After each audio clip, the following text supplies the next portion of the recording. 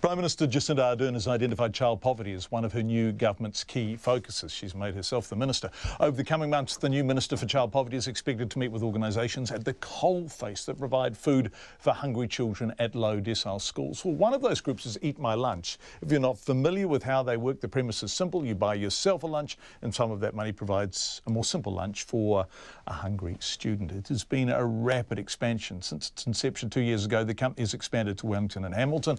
And last month it announced a partnership with Foodstuffs and has started selling dinners. Next week it will also launch a book. But beyond its achievements, how much do we know about Eat My Lunch? Zach Fleming went to meet its founder, Lisa King, and was surprised to find out he was the first person to ask how many lunches have been bought versus donated. When I'm with you, all I get is wild thoughts.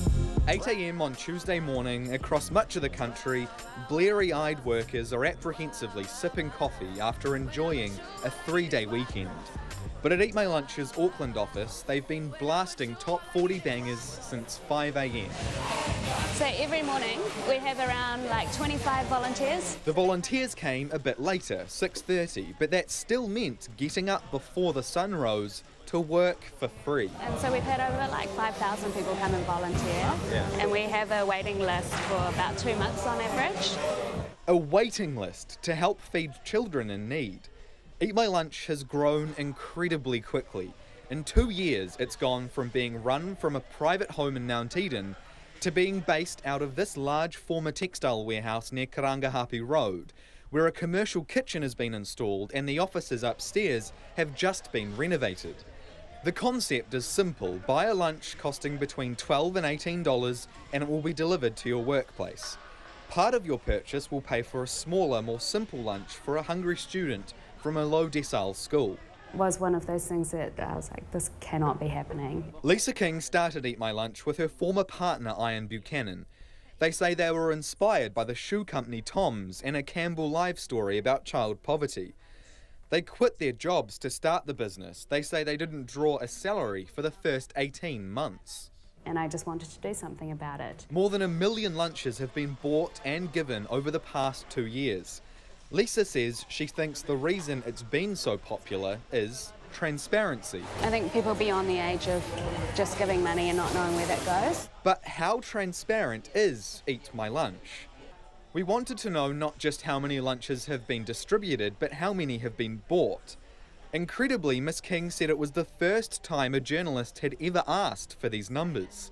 She shared an Excel spreadsheet. It showed 15,000 more lunches have been bought than given. Miss King said there's several explanations for this, including the recent school holidays, where lunches are bought but can't be given. Or we also have things like give tos, so people can give both lunches instead of receiving one for themselves. And sometimes we also have corporates who will actually buy all the lunches for a school for a year.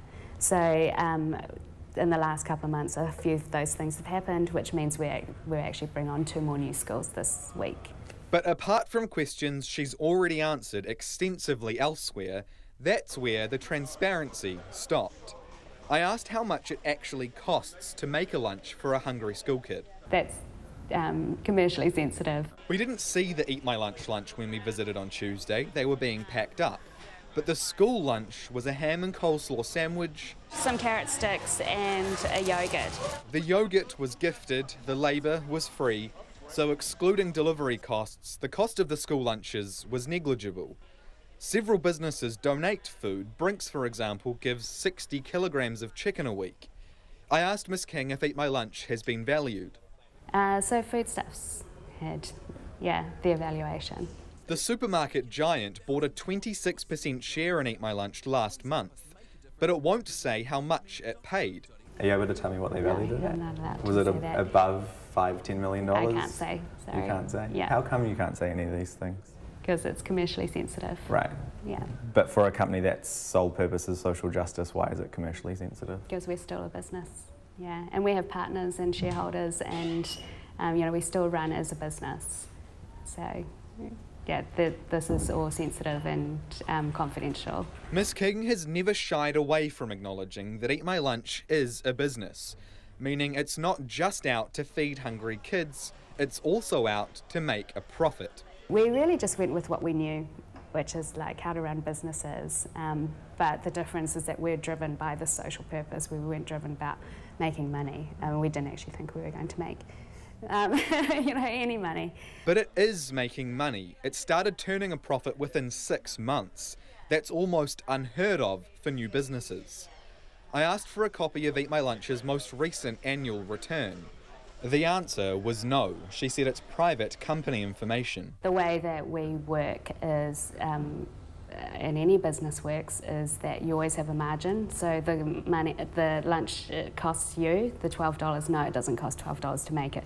Otherwise, we wouldn't make any money off that, So again, we're just applying really savvy commercial business principles to how we run the organisation to make sure that we're commercially sustainable in the future, and then we can keep bringing on more schools. There's no doubt Eat My Lunch is doing good.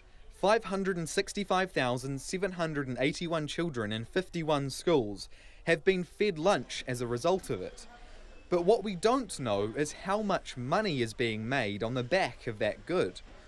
Ms King says she'd love to partner with Prime Minister Jacinda Ardern in her new portfolio of child poverty reduction, even though that means ultimately she may kill her own business. Organisations like ours shouldn't need to exist in New Zealand. For Checkpoint, Zach Fleming.